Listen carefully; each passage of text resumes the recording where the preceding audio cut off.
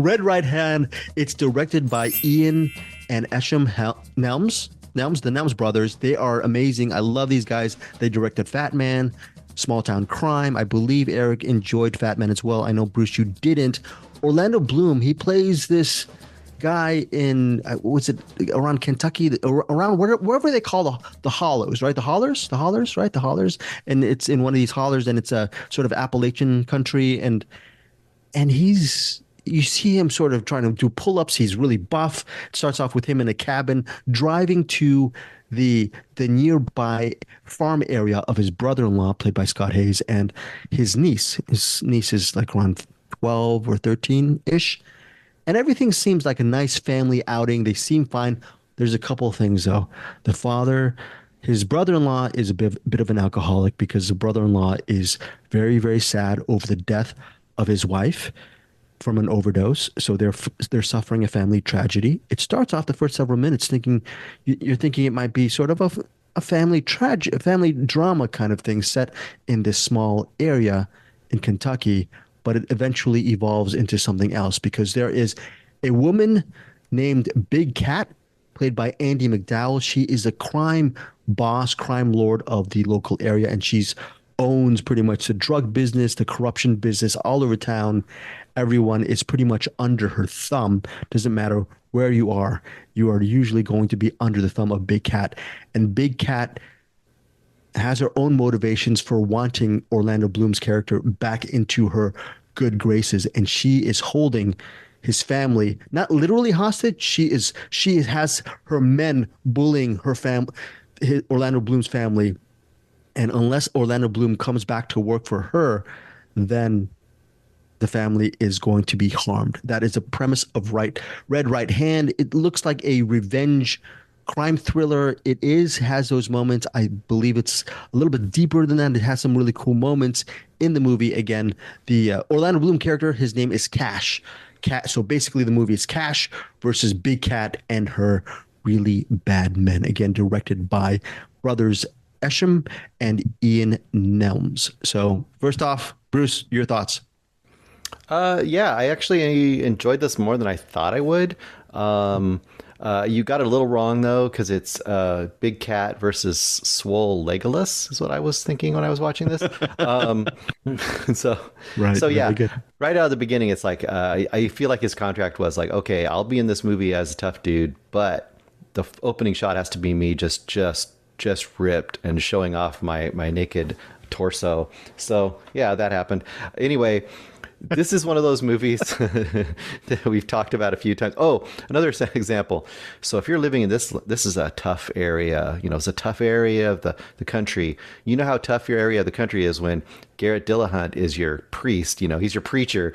That's going to tell you that something's not right in this town. Anyway, and you're like, what? Garrett Dillahunt is a preacher? I mean, he's got to go badass at some point. Yeah, he will. Don't worry. He will. Is that a spoiler? I don't think so. That's not a spoiler. You're okay. You're safe on that. The whole time you're watching, you were like, well, how is anyone buying this guy as a preacher? But whatever, we'll have that happen.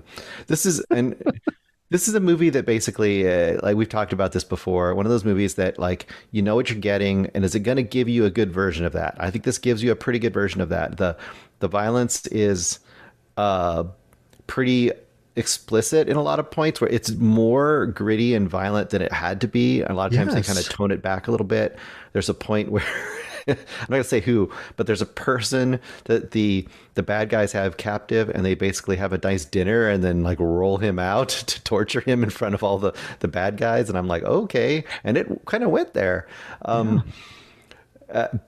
I don't think Andie MacDowell is quite up for the role they want her to play. I don't think she really quite pulls it off, but it's good enough, Okay. I mean, considering the knock on her has always been that she, is very emotionless and kind of a wooden actor.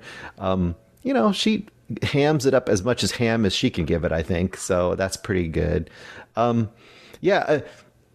Everything was telegraphed. I didn't really care because it played it out, and it played it out in a lean, mean fashion. Not really lean. I'll say a mean fashion. It wasn't as lean as it probably could have been. It was almost 2 hours long. And so were you okay? were you okay, Bruce? All kidding aside, with the whole pull-ups in the beginning, were you okay with Bloom as the lead as Cash? Were you okay with that? Yeah, this was kind of like I had shades of when Kurt Russell first started doing tough guy roles, and I was Yeah, old enough to remember he never did. He was like goody two shoes Disney boy. yeah. So when he first did, tough guy roles, I was like, I don't know if he can pull this off, which is ridiculous to think now, right? I think Orlando could have a little second life here as a tough guy. He pulled it Okay. off okay. This was my biggest surprise of the week that you're actually giving this some kind words, Bruce. So I mean, look, better than Fat Man for you?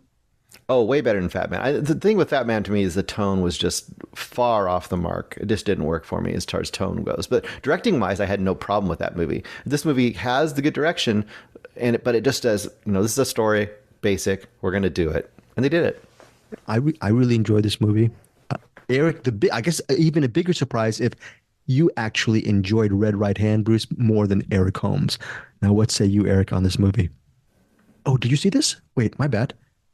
Wait, Eric, you're on mute. This is one I did not check out this week. Oh, you didn't see it? Oh, Yeah, crap. yes, I went. I wanted to, but I got to. I got to all the rest of them, but I did not get to that one. I think it was one of the movies came in last minute, so I opted for that instead. Oh yeah, no, this is actually a movie you would actually enjoy because it's from the guys who did Small Town Crime and Fat Man. So the Nelms Yeah. brothers, really good. Garrett Dillahunt's good in this movie too. I ended up I like it. I like the whole location area, Bruce. I thought they did a good job, and for what it's worth, I'm a huge. We're talking about fanboys, right? I'm a fanboy of the Nelms brothers, so really always looking forward to what they're going to do. This is in theaters and VOD Friday, February 23rd. I like Bloom's performance. I thought it went far, really, like Bruce said, it went pretty far when it came to the violence, and I was fine with that. And that scene about rolling that person out after dinner, that's wow. I can't believe that. So, anyways, 4 stars for me for Red Right Hand. What about you, Bruce? 3.5, which is pretty high for me for this movie, I think. I Yes. just And I just realized something. what? Who was the one person that watched all the movies this week? Yeah, I did. Yeah, I was the one who did it. I was the one who watched all of the movies this week. Yeah, I don't know. It's one of these weird weeks.